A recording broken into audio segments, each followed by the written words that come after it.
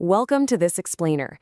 Today, we are going to shatter an illusion that you probably didn't even know you were holding on to. See, we tend to think that when we pick up an academic textbook or a formal research paper, we are holding a document of pure, unadulterated facts.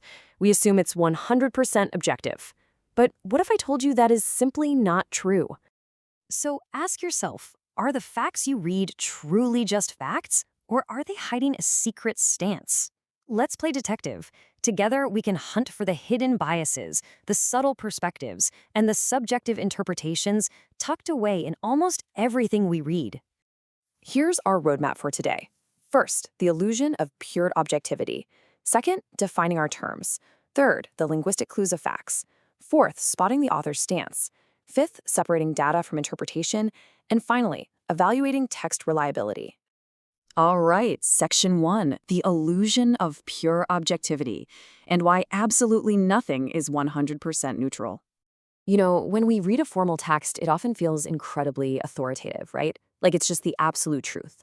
But we have to remember a fundamental rule about writing. There is always a human being behind the keyboard, and human beings have perspectives. Even the simple act of comparing and contrasting involves selecting and evaluating information.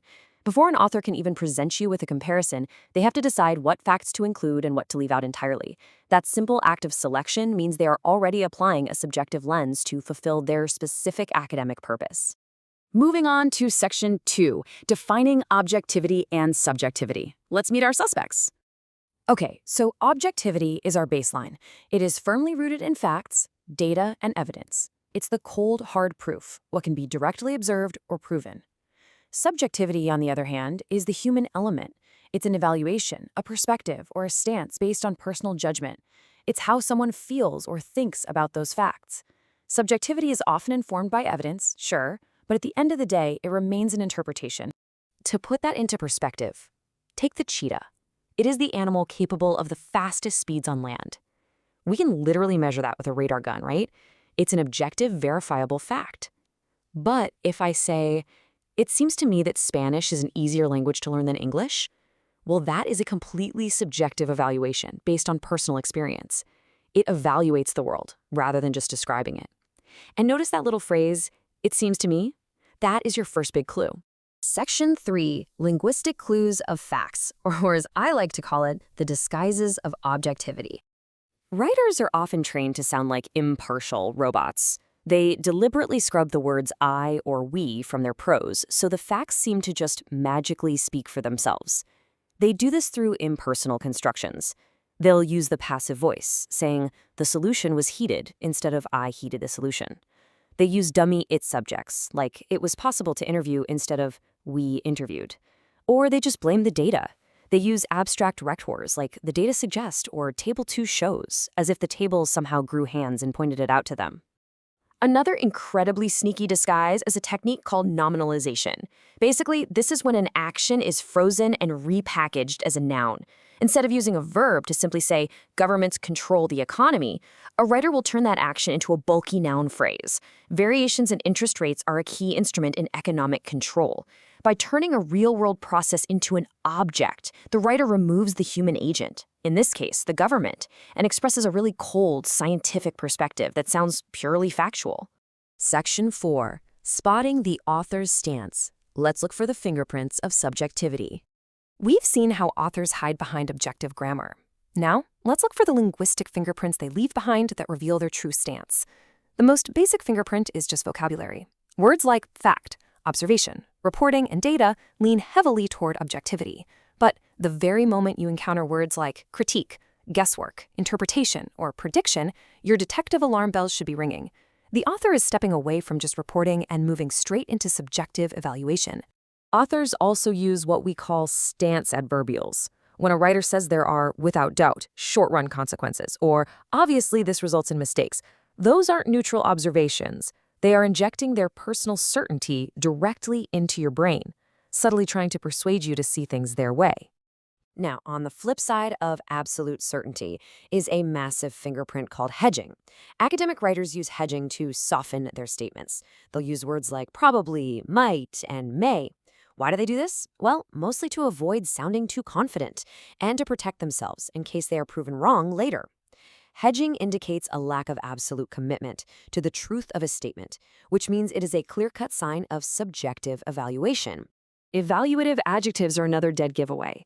A classifying adjective, like saying a solar panel, is totally objective.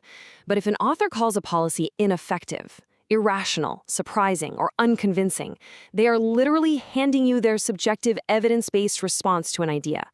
A single adjective can completely spin how you perceive a supposedly neutral fact. I mean, it's the difference between reading about a new policy and an irrational policy. Big difference, right?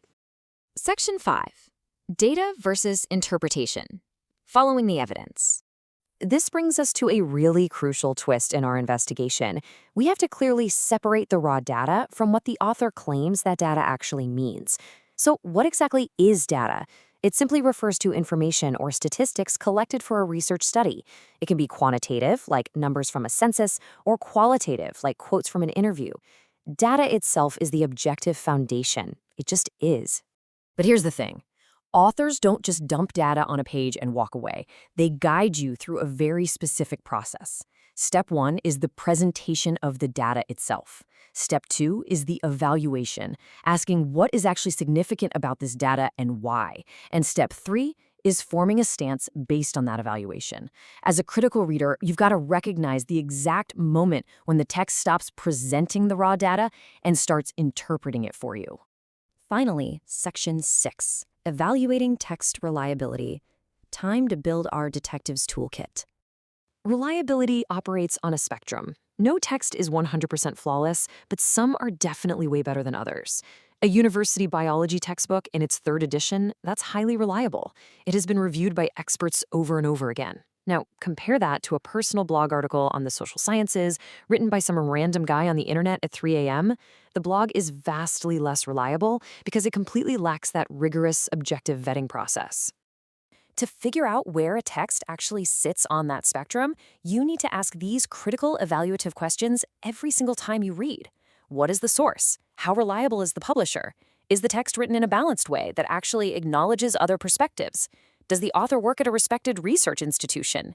And crucially, especially when we're online, is the website intending to inform you or just persuade you to buy something? And this really brings the whole shebang together. Even expository texts, texts that are designed purely to describe and explain information, like police crime statistics, they are still influenced by a writer's stance. An author chooses which statistics to highlight and which to downplay just to support their specific argument. Never forget that the presentation of apparently objective data is always curated by a subjective mind. So I'm going to leave you with this final thought. Next time you read an article, a textbook, or a news report, will you passively accept the facts as they are handed to you? Or will you put on your detective hat and search for the hidden stance? The tools are now in your hands. Thank you for joining me on this explainer, and hey, happy hunting out there.